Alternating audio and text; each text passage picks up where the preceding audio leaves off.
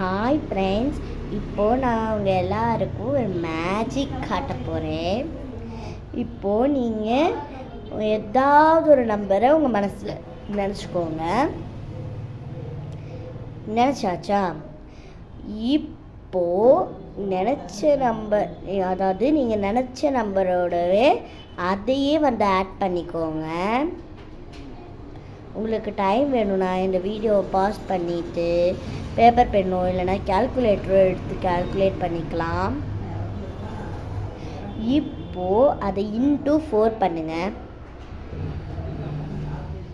பண்ணியாச்சா? இப்போது உங்களுக்கு ஒரு ஆன்சர் வந்திருக்கும்ல, அந்த ஆன்சரோட 8 டிவைட் பண்ணுங்கள்.